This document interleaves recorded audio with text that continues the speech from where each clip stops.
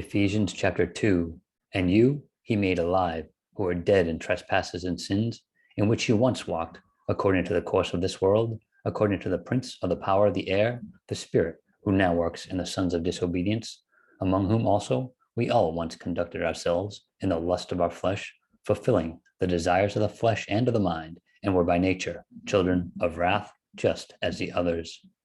But God, who is rich in mercy, because of his great love, which he loved us, even when we were dead in trespasses, made us alive together with Christ. By grace you have been saved, and raised us up together, and made us sit together in the heavenly places in Christ Jesus, that in the ages to come he might show the exceeding riches of his grace in his kindness toward us in Christ Jesus. For by grace you have been saved through faith, and that not of yourselves. It is the gift of God, not of works, lest anyone should boast. For we are his workmanship, created in Christ Jesus for good works, which God prepared beforehand, that we should walk in them. Therefore, remember that you, once Gentiles in the flesh, who are called uncircumcision by what is called the circumcision, made in the flesh by hands, that at that time you were without Christ, being aliens from the commonwealth of Israel and strangers from the covenants of promise, having no hope and without God in the world. But now, in Christ, you who once were far off have been brought near by the blood of Christ.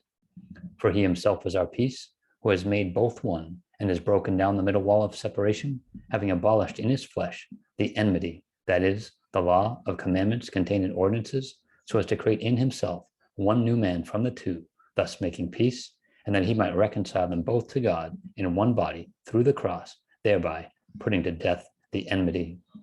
And he came and preached peace to you who are afar off, and to those who are near, for through him we both have access by one Spirit to the Father.